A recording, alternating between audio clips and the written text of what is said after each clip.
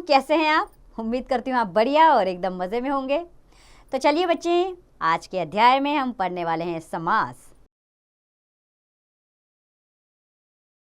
तो बच्चों, सबसे पहले ये जानना आवश्यक है कि समास किसे कहते हैं। बच्चों, जब दो या दो से अधिक शब्दों के बीच की विभक्ति अथवा योजक पदों को हटाकर एक शब्द बनाया जाता है, तब उस संक्षिप्त पद को समास कहते हैं। जैसे राजा का महल, इसमें से का विभक्ति हटा दीजिए, राजमहल, समास शब्द बन गया। समस्त पद, समास के नियमों से मिले हुए शब्द समूह को समस्त पद कहते हैं। जैसे नील कमल, ये समस्त पद कहलाता है। समास विग्रह अर्थात समास को अलग करना, समस्त पदों को अलग करने की विधि को समास विग्रह कहते हैं। जैसे नीला है जो कमल, अर्थात नील कमल का समास विग्रह हुआ नीला है जो कमल। अब जानेंगे पूर्व पद व उत्तर पद। बच्चों, समास के लिए कम से कम दो पद अवश्य होने चाहिए, यानी कि दो शब्द। लेकिन शब्द जब वाक्य में आते हैं तो उन्हें पद कहते हैं, इसलिए दो पद होने चाहिए। पहले पद को पूर्व पद तथा दूसरे पद को उत्तर पद कहते हैं।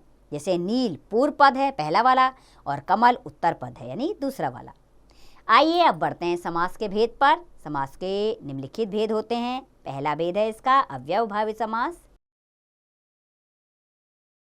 बच्चों, इस समास का पहला पद अवयव तथा दूसरा पद संज्ञा होता है। समास होने पर दोनों पद अवयव बन जाते हैं।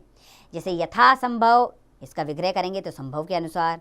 प्रतिदिन, विग्रह है इसका दिन दिन। आजीवन यानी कि जीवन भर।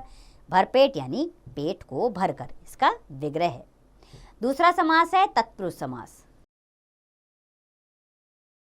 जिस समास में दूसरा पद प्रधान होता है और समास करने पर कारक चिन्ह का लोप हो जाता है, अर्थात कारक चिन्ह गायब हो जाता है, उसे तत्पुरुष समास कहते हैं। इस समास में दोनों पदों के बीच कारकों की विभक्तियों यानी को, से, के द्वारा, के लिए, से, का, के, की, में, पर का लोप रहता है। जैसे स्वर्गगत यानी स्वर्ग को जाने वाला। सेनापति, सेना का पति। गुणहीन, गुण से हीन। आनंदमग्न, आनंद में मग्न। बच्चों, तत्पुरुष समास के भी 6 भेद होते हैं, जिनका अध्ययन हम आगामी कक्षाओं में करेंगे। अगले समास की ओर बढ़ते हैं, जो है कर्मधारय समास। बच्चों, इस समास के दोनों पदों में विशेषण विशेष्य अथवा उपमान उपमेय का संबंध होता है। जैसे नीलकमल, अधमरा, भला मानस, श्वेत पत्र, अंधविश्वास, लाल मणि आदि। अगला समास है हमारा द्विगु समास।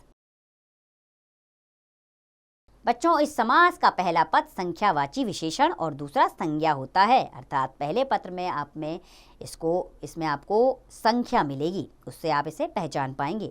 जैसे त्रिभुज अर्थात 3, चौराहा अर्थात 4, चारपाई यानी कि 4। अगला समास है हमारा बहुव्रीहि समास। बच्चों, इस समास के दोनों पदों में से कोई भी पद प्रधान नहीं होता, बल्कि कोई अन्य पद प्रधान होता है, अर्थात किसी और पद की ओर इशारा किया जाता है। जैसे चतुरानन अर्थात 4 मुख वाला, अर्थात ब्रह्मा जी की ओर इशारा है इस शब्द से।